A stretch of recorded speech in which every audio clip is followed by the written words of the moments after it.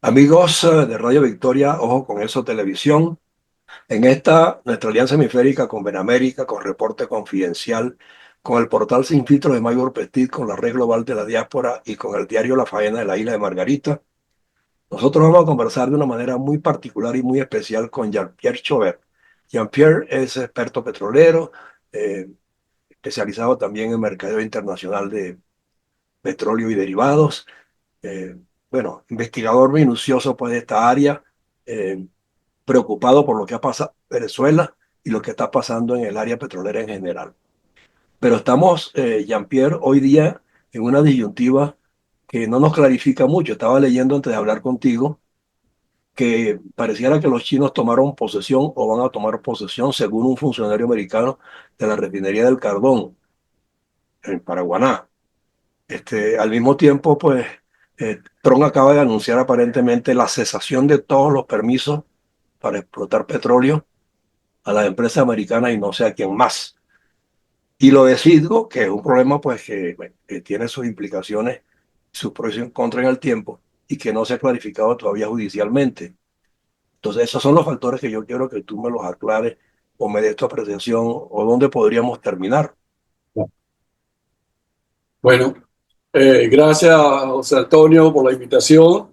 Este, por supuesto que estamos viviendo una situación bien difícil con respecto a lo que está sucediendo en Venezuela, vamos a decir así, una crisis económica y una crisis de valores y de establecimiento de estrategias de cómo poder recuperar a nuestro país, ¿no? El tema donde me voy a enfocar en estos momentos es el tema que tú me pediste, que era el tema de Citgo, Sí, ¿eh? Porque definitivamente Citgo representa los activos más importantes que tiene Venezuela en el exterior. Sin embargo, para entender el estatus actual de Citgo, yo creo que es importante que nos remontemos un poquito al periodo de expropiación de Chávez. Pues todo lo que está pasando hoy en día, la destrucción de la industria petrolera, la inclusión de otros participantes fuera de los Estados Unidos, de la Comunidad Europea, en la producción de petróleo, en las operaciones de refinación, son solamente, vamos a decir, un reflejo de todo el proceso que viene sucediendo desde que Chávez se montó en el poder. Entonces, para eso, hemos preparado 4 etapas importantes para la explicación de lo que es el historial del juicio en contra de Citgo Petroleum. El primero, vamos a decirlo así, la primera etapa es lo que nosotros llamamos el proyecto socialista Orinoco. Es interesante porque sí, vamos a hablar un poquito de él, que lo empezó Chávez en el 2007 y por supuesto lo continuó hasta el día de su muerte, que supuestamente fue el 5 de marzo del 2013. sí, Entonces, el segundo periodo, que es bien interesante también, es cuando Maduro toma el poder. Y Maduro se queda en el poder por un periodo de 5 años, siguiendo esta estrategia castrocomunista ¿eh? que Chávez montó en Venezuela. Por supuesto, el periodo de Maduro se para en el diciembre del 2018, porque como nos vamos a recordar, en enero del 2019 entra un gobierno interino en Venezuela. Entonces esa es la tercera etapa, que es lo que hicimos nosotros durante el gobierno interino en esos 4 años entre el 2019 y el 2020. Y después viene, por supuesto, lo que llamamos el último periodo, que es el periodo que nos lleva post-interinato hasta el día de hoy, abril, mayo del 2025. ok, Estos 4 periodos, es interesante, están repletos de acciones irresponsables por parte de la defensa escogida por la República Bolivariana de Venezuela. Una falta de transparencia en la información que se ha manejado en la lista de demandantes. Por ejemplo, el caso que vamos a tocar después de los bonos de PDVSA 2020 o 2017. La capacidad financiera real de los ofertantes que ahora están formando consorcios, ¿verdad? Para poder participar en la subasta y de una reserva de confidencialidad de los actores dentro de estas demandas, que nunca se sabrá quiénes realmente están detrás de esto hasta que este caso no se concluya. ¿Ok? sí, Como por ejemplo es el caso de la venta de las acciones de Cristalex a una casa de fondos llamada Tenor Capital. Entonces, Imagínate. esto está lleno de sorpresas, lleno de variantes, que les voy a decir, no ha sido fácil poder sacudir el filtro y poder lograr ciertas informaciones importantes con esto, ¿no? Entonces, en estos periodos lo que vamos a tratar de hacer es marcar factores importantes que tuvieron efecto en la historia administrativa de Citgo y lo que conllevó a las demandas en contra de Citgo por parte de las compañías que fueron expropiadas por Chávez. Entonces, vamos a empezar con el primer periodo. El periodo es el periodo de expropiación petrolera, la llamamos expropiación petrolera Chávez, 2007-2013.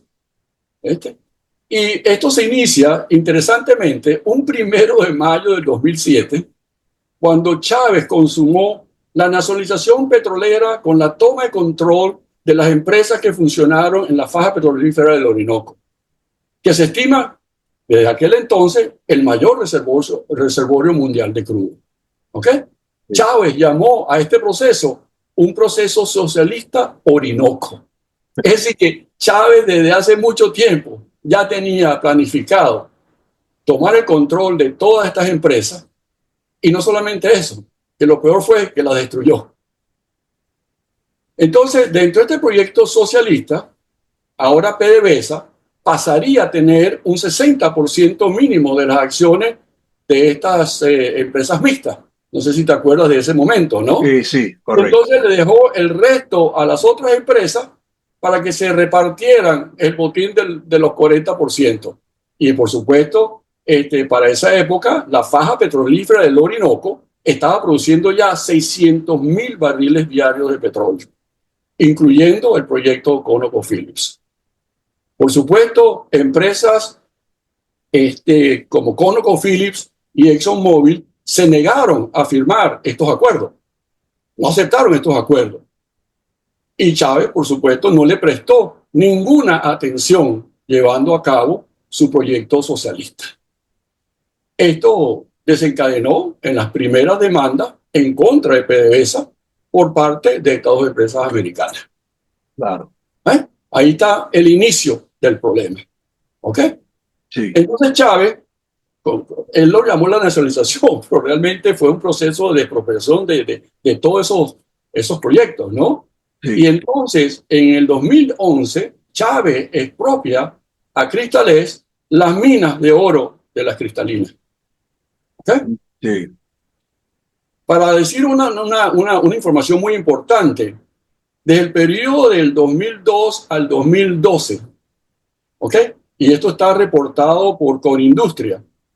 Chávez intervino en 1.168 compañías donde él las expropió a todas. Imagínate. Y este número de expropiaciones fueron justamente en las áreas de la construcción, agroindustrial, petrolera, comercial y alimentos. Entonces, el tipo prácticamente... Tabla rasa hizo. Exactamente. Para enero ya del 2012, por supuesto, en ese periodo, por supuesto, empezaron las demandas de ConocoPhillips, de ExxonMobil, etcétera. Y eso se llevó, por supuesto, a las cortes americanas y a las cortes internacionales, ¿no? Y ya para el enero del 2012, ¿okay? Cuando al final de todo este proceso de expropiación, la Corte de los Estados Unidos falló a favor de ExxonMobil. Sí, correcto. Y la Cámara de Comercio Internacional, con sede en París, ordenó al gobierno de Venezuela, la República Venezolana de Venezuela, a pagar 908 millones de dólares a la petrolera ExxonMobil debido a ese proceso de socialismo Orinoco. Entonces, ahí, como digo, es importante tener todos esos puntos de ese momento, porque estamos viendo realmente la causa y el efecto de todo ese proceso que se iniciaron en el 2007. Y ConocoMobil también logró, de alguna manera...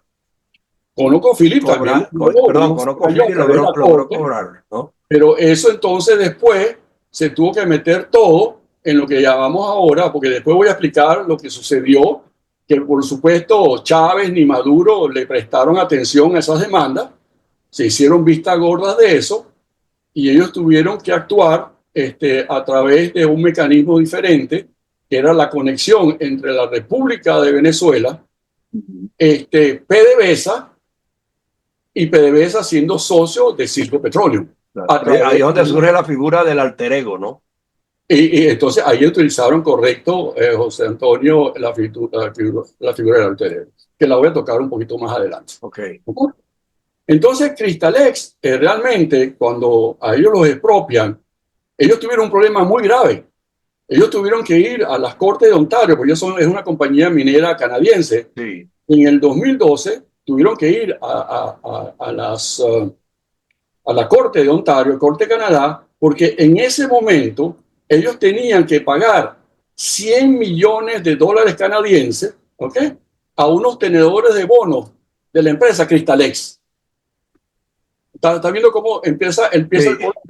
Se Porque ellos va, tenían que pagar unos bonos. se va dispersando la cuestión. Exacto, lo expropiaron, no tenían dinero para pagar esos bonos que habían ofertado, por supuesto, un interés del casi del 9.3%. Y entonces ellos tienen que acudir a la Corte de Ontario para decirle a la Corte, dame un tiempo, he demandado a la República Bolivariana de Venezuela, no puedo pagar estos bonos, dame un tiempo para operar, para Imagínate. ver qué pasa aquí. A ver qué pasa. ¿Ok? Entonces, bueno, sigue el cuento. Este, Cristalex en ese momento, por supuesto, en esa presentación a la Corte de Ontario, ella declara que Venezuela en ese momento le debían 3.7 millones de dólares canadienses, ¿ok? A través de la expropiación que le había hecho Venezuela. Hay que decir también que esta relación de Cristalex con la República de Venezuela se hizo a través de la CBG y el Imagínate. gobierno de Venezuela. Imagínate tú. Qué ¿Okay? barbaridad. La Sí. Corporación Venezolana de Guyana. Bueno, Cristalex demanda Petróleo Venezuela dentro de la Corte Suprema de Justicia en Venezuela, que por supuesto no tuvo efecto, y de Claro. ahí se tuvo que ir al CIADE. Entonces, bueno, Chávez anuncia las intenciones, y fíjate tú una cosa tan importante en ese momento. Chávez anuncia las intenciones de vender a Citgo desde octubre del 2010. Es decir, que él ya sabía lo que le vería encima y él Sí. quiso vender a Citgo en el 2010 y vuelve otra vez con el tema en el 2012. ¿Ok? Sí. ¿Qué pasa? Nosotros hemos hecho unas observaciones aquí interesantes que lo llamamos, cuáles fueron los errores que ocurrieron en este periodo que llamamos el periodo 1, ¿no? Primeramente, hay que mencionar que Chávez y sus abogados prácticamente no le prestaron atención a estas demandas. ¿Ok? Ellos hicieron caso omiso de esto. La Corte Suprema de Justicia de Venezuela debería haber revisado muy bien las denuncias de Cristalex, ¿verdad? Porque ellos tenían que hacer un diagnóstico de esa demanda, sobre todo con el valor de esa empresa en ese momento de la expropiación. ¿Entiendes? Tú haces una Sí. expropiación, pero tú tienes que hacer un diagnóstico de cuánto vale. Claro, claro, sí. ¿Eh? Y entonces tú determinas eso. Y lo que es interesante, para que tú veas la historia que uno puede recolectar desde hace tantos años, es que hay muchos observadores que dicen que Cristalex no era una empresa minera de importancia, pero consiguió esta concesión con favoritismo dentro del gobierno de Chávez cuando se iniciaron las operaciones en el 2002. O sea que él mismo le abrió la puerta y se le revirtió ¿Ah? la confianza. No, no, es que Es es un increíble. experto, pues, Es es un increíble, experto en el área comercial. sinceramente. Entonces, bueno, aquí pasamos entonces al periodo número 2, que es lo que yo llamo el periodo posmuerte de Chávez, Sí. y que empieza el gobierno ilegítimo de Maduro desde enero del 2013, de marzo del 2013 hasta enero del 2019, ¿no? Enero del 19, porque ahí llega, por supuesto, el gobierno interino. Bueno, aquí hay unas cosas muy importantes de decir. En ese periodo del gobierno de Maduro, el régimen de Maduro, ahí por cinco han pasado cualquier cantidad de presidentes inundados en la corrupción, ¿ok? Inundados en la corrupción. Ellos utilizaron a Circo para, bueno, hacer desastres, ¿ok? Sí, Cabe mencionar algunos candidatos que tuvieron ahí de presidente, de CEO de Circo, y quisiera mencionar los siguientes con las consecuencias interesantes, ¿no? El primer caso fue Luis Marín, ¿ok? sí. El segundo fue el caso de Nelson Martínez y el Ujú, tercer caso fue Adrúbal Chávez, ¿no? ujú. Bueno, Luis Marín en el 2023 fue acusado por una demanda o una acusación de delito de lavado de dinero que estaba haciendo un señor que se llamaba, que estaba metido en las cuestiones ¿cómo se llama? Las cuestiones de la droga, que se llamaba Carlos Orense, no sé si te acuerdas de él. Me suena así, ¿cómo no? ¿Te suena? Sí, Bueno, sí. ese señor justamente había conseguido a través de Luis Marín un contrato dentro de la empresa de circo y por ahí estaban lavando dinero del narcotráfico. Qué Y esa barbaridad. situación está en corte todavía aquí en los Estados Unidos en contra de ese candidato. El caso de Nelson Martínez, bueno, un caso típico. El caso de Nelson Martínez terminó siendo preso por Maduro y después se murió. Después se murió. ¿Ah? Y de Sí. aquí, por supuesto, sale el caso de los 4 ejecutivos de circo que fueron encarcelados en Venezuela por casi 5 años. Y el último fue Adrúbal Chávez, que este último, el gobierno de Estados Unidos le revocó su visa de trabajo y lo deportó a Venezuela. Así eran, esas eran las figuras que nosotros teníamos. Las joyas de la Exacto. corona. Entonces, durante esta presidencia, eso también hay que decirlo, durante esta presidencia de estos criminales, ¿ok? A Cito prácticamente la desmembraron. Y te voy a Sí, decir por qué. En ese momento, de entre las presidencias de estos candidatos, se vendieron todas las estaciones de servicio de circo. Teníamos como 3.000 estaciones de servicio de circo, que tú sabes que son importantes sí, para poder claro. vender los productos que tú estabas haciendo en Exacto. 3 refinerías diferentes. Sí. ¿Ok? Venden la participación de circo en unos sistemas de productos más importantes para la distribución de productos en los Estados Unidos. Entonces le quitan las estaciones de servicio, le Le quitan quitan el suministro. para mover los productos, porque tú sabes que aquí en los Estados Unidos los niveles de refinación están en el Golfo y tienen que moverse a través de los productos para el noroeste, para el Claro. oeste y para Chicago, ¿no? Exacto. Y bueno, y entonces vendieron todas esas cosas, por supuesto. Te podrás imaginar los actos de corrupción que ocurrieron en esas ventas. ¿Ok? Puesto. Y después entonces, bueno, y una de las últimas cosas que hicieron, vendieron las 2 refinerías más importantes productoras de asfalto en la costa este de los Estados Unidos. Esos eran los presidentes y CEO que nosotros teníamos manejando a Citgo. Entonces ellos empiezan realmente a desmantelar esa empresa que era líder en el sistema de refinación de los Estados Unidos. ¿Ok? Ok. Entonces, bueno, eh, prácticamente el gobierno ilegítimo de Maduro usa Circo como caja Sí. chica, pasando todas, no sé si te acuerdas, en esos años, todas las ganancias del Circo, ¿ok? Se las llevaban para Venezuela. ¿Y qué hacían ellos con ese dinero? Financiar la agenda socialista del siglo XXI en las Américas y el Caribe para Claro. ganarse su puesto de preferencia en la OEA y en las Naciones Unidas.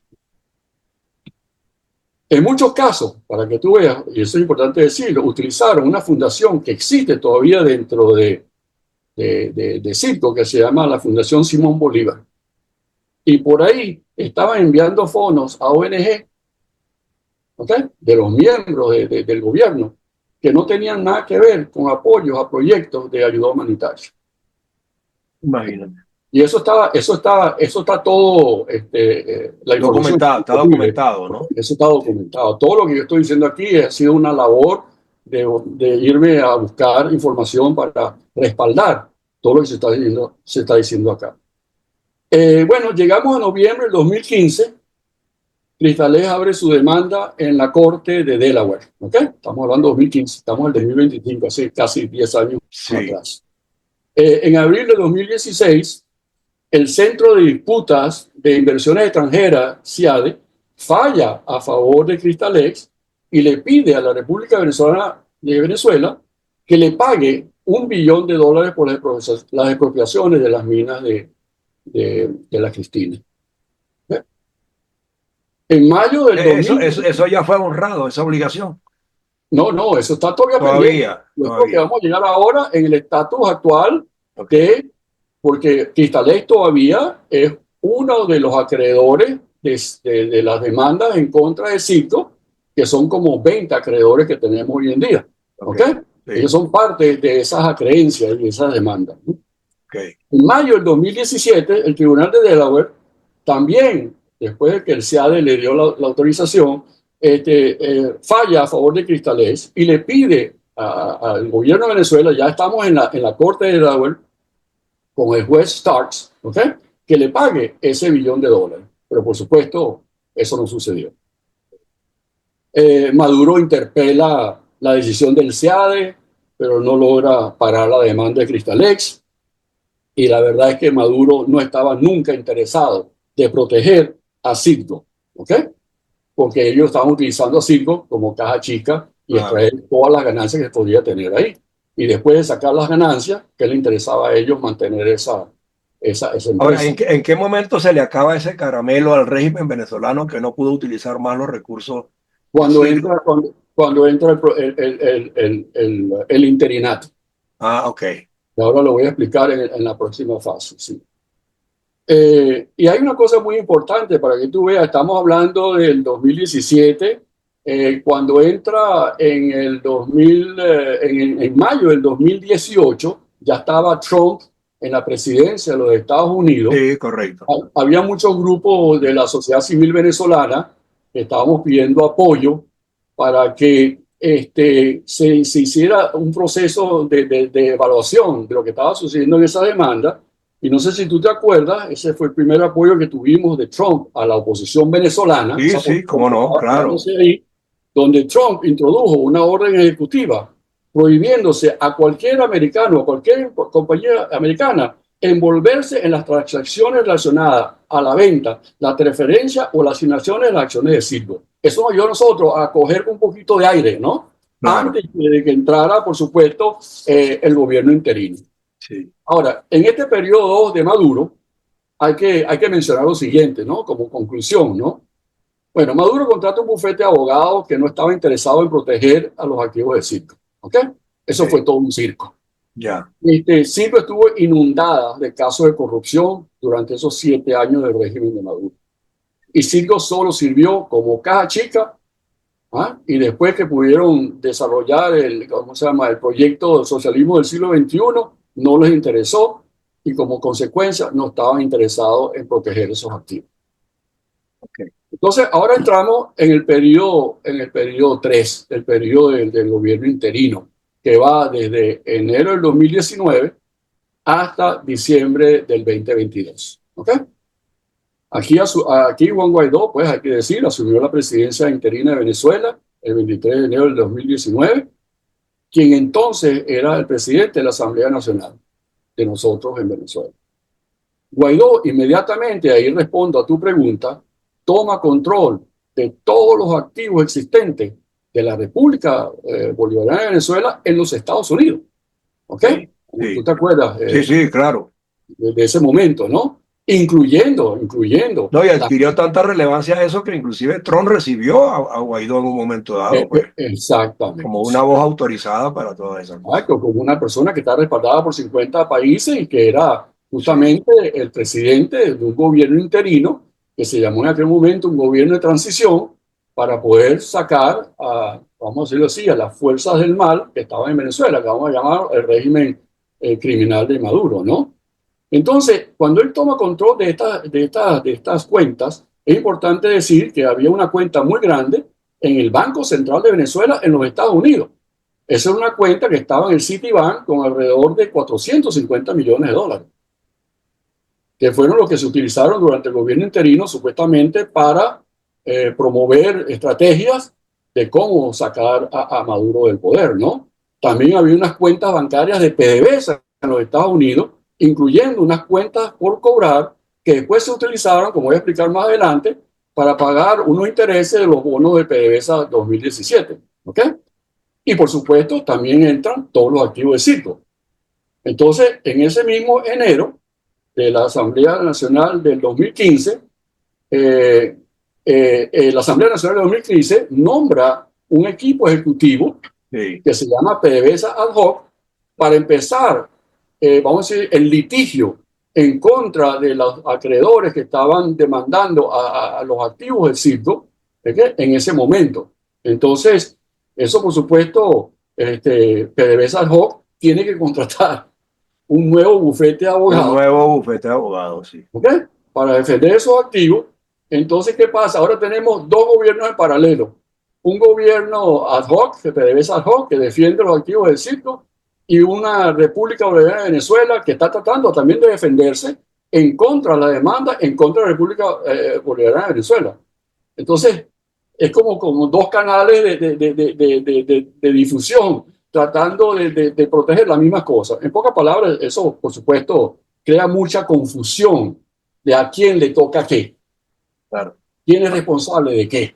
Ahora, Jean-Pierre, cuando recientemente, no hace nada, se dijo a través de los tribunales que irían a remate las acciones de Citgo, o sea, liquidación o remate, no sé cómo lo irán a aplicar. O sea, eso están dando y dieron un plazo de, no sé si 30 días o algo por el Bueno, estilo. si me permite, voy a terminar este proceso rápidamente Sí, y vamos a entrar en este proceso último para explicarte las cosas, ¿no? sí, Eh, Bueno, iba explicando, durante ese proceso, en abril de 2019, el gobierno interino paga intereses de 71 millones de dólares de los bonos de PDVSA 2020. ¿Ok? Estos pagos se hacen a través de Citgo. En julio del 2019, la Corte de los Estados Unidos aprueba el mecanismo del Acted Eagle, donde conectan los activos de Citgo con la empresa nacional petrolera PDVSA, exacto, cuyo dueño es la República Bolivariana de Venezuela. Esa es la conexión que hacen ellos exacto. para cobrarle a la República Bolivariana de Venezuela con esos activos que están en los Estados Sí. Unidos. ¿Ok? En concreto dictaminan que es la misma cosa, que por cualquier vía se tiene que cumplir con esas obligaciones. A pesar de que hay que decir esto también, que realmente hace muchos años, ya desde el año, no sé, 2002, 2004, ya PDVSA había creado una entidad americana, registrada creo que también en Delaware, que se llama PDV América. PDV América era una cosa separada realmente de Venezuela, como lo que hacen los inversionistas en el exterior, en Sí, otros países, y esa PDVSA América era la dueña de Circo Petróleo. ok. ¿Ok? Sí. Bueno, aquí hay una cosa muy importante también que decir. En agosto del 2019, esto es una cosa muy importante, la Junta Directiva de Citgo nombra a Carlos Ordaz como CEO y presidente de Citgo. Y hay que decir esto, que por primera vez, después de la época de esa de Chávez y Sí. de Maduro, desde hace más de 10 años, por primera vez, Citgo produce números positivos en sus operaciones y crea la cantidad de dinero suficiente para planificar los programas de mantenimiento de esas tres refinerías que venían prácticamente perdiendo calidad de operación y perdiendo la calidad de expansión que había que hacer para cumplir con las metas de las nuevas especificaciones de gasolina, diésel y jet fuel que se estaban desarrollando en ese momento, ¿no? Entonces, ese es un punto pivotal para decir que después del desastre de los presidentes que pasaron por Citgo, cuando llega Carlos Ordaz, todo cambia en una forma muy positiva. Fíjate, Jean-Pierre, nos quedan 9 minutos de Nos esta quedan 9 minutos. Bueno, perfecto, perfecto. Entonces vamos a ir al final, ¿ok? Vamos a ir al Sí, final, que es el que tú te interesa tener, que ¿no? dónde estamos hoy ¿Dónde y qué estamos hoy en pasaría. día? Sí. ¿Ok? Este, ah, bueno, ¿dónde estamos hoy en día? Hoy en día lo que estamos es que han habido dos subastas, ¿ok? Han habido dos subastas desde junio del 2024, otra en noviembre del 2024, que son importantes mencionar, ¿ok? La subasta de junio 2024, ahí el ofertante más grande que había era la compañía, ¿cómo se llaman ellos? Gold Reserve, ¿ok? En esa subasta ganó Gold Reserve. Gold Reserve ofrece 7.1 millones de dólares por los activos de Citgo. Sin embargo, a ese momento, ¿verdad? Que se realizó en el 2024, ya en el primer trimestre del 2025, los demandantes, el total de las deudas de los demandantes ya estaba acumulada en 20.000 millones de dólares. Cara, imagínate. ¿Ok? 3 veces más. 3 veces más. ¿Ok? Sí. Y después también, por supuesto, fue un momento en donde, por supuesto, Citgo estaba operando positivamente. Y nada más para darte una idea, Citgo en el 2023, que era uno de los años más interesantes que hubo, produjo unas ganancias netas de 2.000 millones de dólares.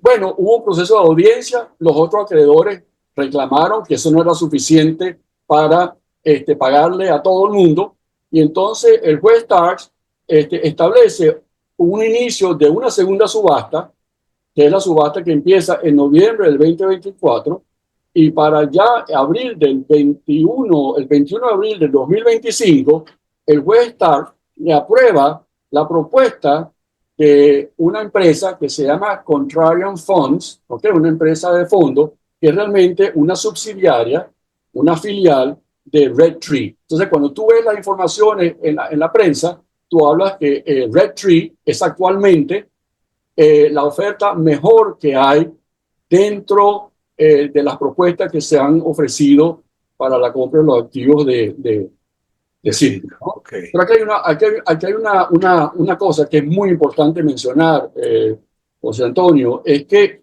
fíjate tú, Red Tree ofrece 3.7 millones de dólares, ¿ok? Mira, la primera, Gold Reserve, ofreció 7.1. Ellos ofrecen 3.7 millones de dólares bajo una modalidad que se llama el Stalking Horse, que es un mecanismo poco usual donde el mejor ofertante, en este caso, es aprobado como la mejor oferta y se establece como la oferta base final, ¿no? Que es lo Ok. que se está utilizando hoy en día para la tercera subasta que se abrió ahorita el 25 de abril de 2025. Esta empresa, a la West Stark le gustó muchísimo esta oferta porque era la única oferta que estaba buscando el pago de todos los acreedores, ¿ok? De todos los acreedores, ¿ok? Sí. Y tú no vas a creer cómo ellos esperan pagarle a todos los acreedores. Ellos esperan pagarle a todos los acreedores con apalancamiento de los propios ingresos que está produciendo Citgo, porque mira cómo piensan ellos. Yo ofrezco 3.7 millones de dólares, me faltan todavía 16 millones para pagar, pero como yo soy dueño de Citgo en estos momentos, ¿ok? Yo le voy a pagar a todos ustedes para que vamos a decirlo así, no interfieran en esta propuesta, y yo se lo voy a pagar con los ingresos de Citgo. Entonces, imagínate tú nada más una cuenta rápida, ¿no? Si Sí. debes 20 millones de dólares y Citgo puede producir 2.000 millones de dólares al año, tú le puedes pagar a todos los acreedores en 10 años. Claro. Pero fíjate, Jean-Pierre, vamos a tener que hacer después un segundo programa porque hoy día estoy viendo que están convergiendo otros intereses adicionales a los que han demandado hasta ahora. Se está hablando de un grupo que se llama Amigos de PDVSA, que son ex trabajadores que están aprovechando que el tribunal tomó la decisión que tomó y parece que les ha reconocido ser litigantes también en las últimas semanas, Bueno, además de los bonos, además de los tenedores de bonos.